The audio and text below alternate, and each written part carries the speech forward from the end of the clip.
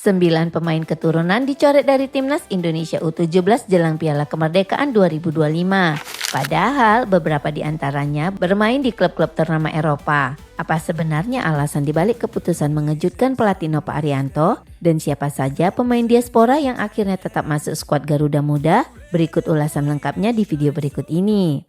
Guiding us through the fiercest fight, from the valleys to the ocean shore, we raise our voices, we'll roar once more. Pelatih Timnas Indonesia U17 Nova Arianto telah merilis daftar 30 nama pemain yang akan bertanding dalam ajang Piala Kemerdekaan 2025 yang digelar di Sumatera Utara 12 hingga 18 Agustus mendatang. Namun, publik dibuat bertanya-tanya ketika 9 nama pemain keturunan yang sempat mengikuti pemusatan latihan justru tidak masuk daftar akhir skuad Garuda Muda. Nama-nama seperti Fake Muller dari Willem II Tilburg, Lionel De Troy dari Palermo, hingga Nicolas dari Rosenborg BK yang sebelumnya mencuri perhatian resmi dicoret oleh Nova Arianto. Mengapa? Kepada media, Nova Arianto mengungkapkan setidaknya ada 4 alasan utama di balik pencoretan ini. Pertama, faktor dokumen. Beberapa pemain belum memenuhi syarat administrasi, terutama dalam hal kepemilikan paspor Indonesia. Karena mereka masih di bawah usia 17 tahun, proses naturalisasi pun belum memungkinkan dilakukan.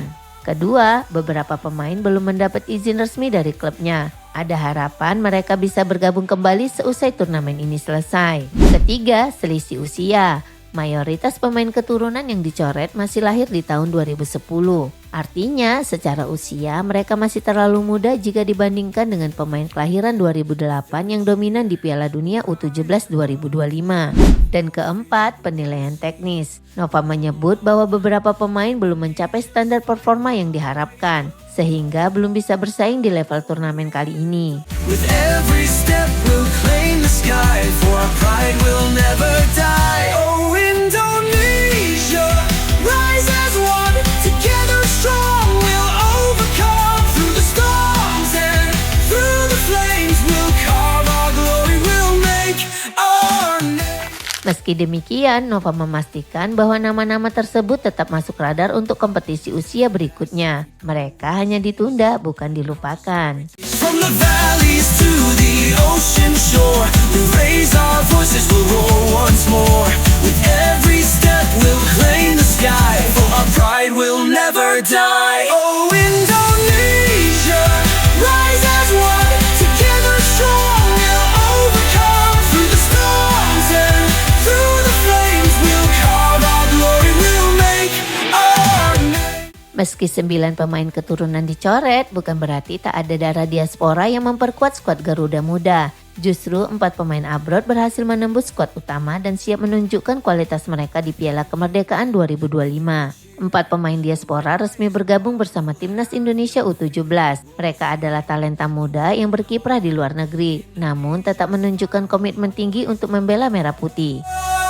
Oh Indonesia, our hearts are true. The red and white will see us through. With every soul, with every run, forevermore we rise as one. Pertama, ada Matthew Baker. Bek serba bisa kelahiran Australia ini memiliki darah Batak dari ibunya. Kini ia memperkuat Melbourne City dan mampu bermain sebagai bek tengah, bek kiri, bahkan gelandang bertahan. Kedua, ada Elzar Yacob. Lahir dan besar di Australia dari orang tua berdarah Jakarta dan Cianjur. Elzar saat ini memperkuat tim muda Sydney FC. Ia biasa bermain sebagai gelandang bertahan maupun bek sayap. Ketiga, Noah Pohan. Pemain kelahiran Jakarta yang memiliki darah Finlandia ini kini bermain untuk NAC Breda U15 di Belanda. Menariknya, ia sempat dipanggil oleh timnas Finlandia U15 namun hatinya memilih Indonesia. Dan keempat, Aaron Liam Svitela. Penyerang kelahiran Melbourne ini punya darah Sumedang dan Turki. Saat ini ia memperkuat Bulan Lion FC di kasta kedua Liga Australia dan dikenal sebagai pemain serba bisa di lini depan. Oh Indonesia,